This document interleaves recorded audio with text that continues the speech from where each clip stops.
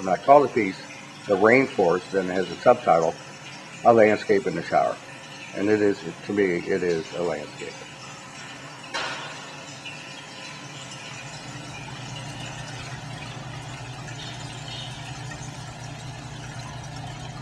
There are goldfish. There are transitory crickets. They come and go. There are tree frogs, grazed tree frogs. There are 2 birds. There are zebra finches. Let's see, there's a water turtle. It's called a pond turtle or musk turtle. And there's a Florida box turtle.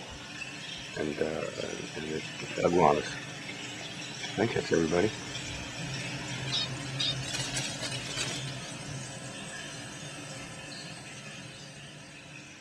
The branches are all mesquite, and the sapling trunks are mesquite.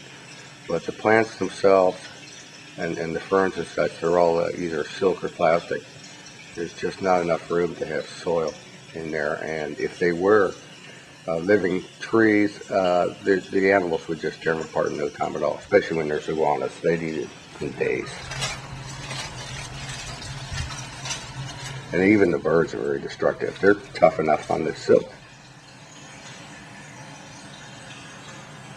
The rocks are real, though. Heavy.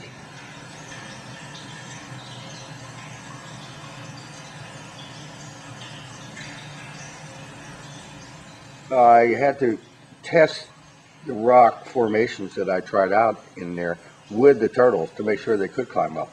So that little turtle staircase is actually designed for the turtles, and the shelf that sticks out so they can get out over the water, because he's not real good at walking down the staircase, and he needs a clear area where he's not going to hit a rock when he falls in the water, that one turtle.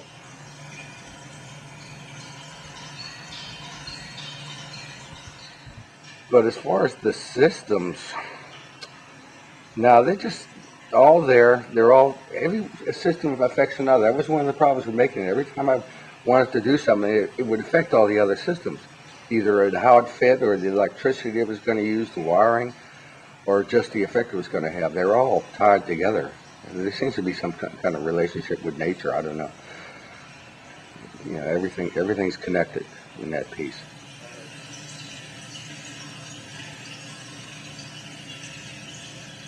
The thing is, I really like seeing the mechanics, all the stuff that runs it. I like the interface between what is perceived to be natural and man-made, because truly there's no difference, you know, between the natural and man-made, because man-made is natural, because we're part of nature. We're not separate from nature, we're part of it, and it fascinates me.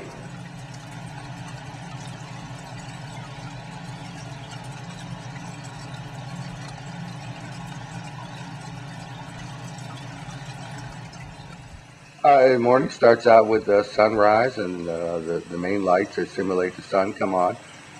The fans come on, so there's a little bit of breeze going on there. The animals wake up. Then in the afternoon, it goes through a rainstorm 5 days a week. 2 days it doesn't rain. They let it dry out. So it goes through a pretty good rainstorm. The lights dim, the rain starts up on the right side, and there's thunder and lightning, and the birds go hide up in the tree where they don't get wet. Sometimes the frogs move around. Then that tapers off, the brighter lights come back on, and then it goes towards evening where the lights start dimming again. It goes through a sunset, and then the blue light that simulates the moon comes on.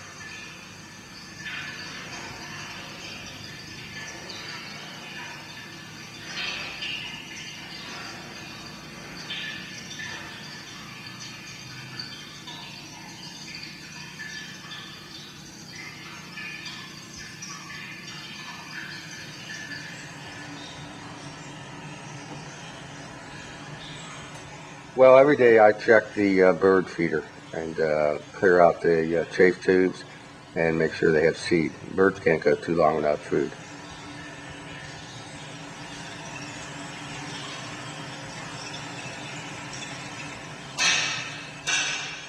Other than that, I feed the turtles about every 3 days, and the frogs, I give them crickets, hence the transitory crickets. Once a week, I'll give them anywhere from 50 to 100 crickets, depending on how many frogs I'm seeing. There should be 10 frogs in there, but one never knows. Usually I only see 3 or 4 at a time.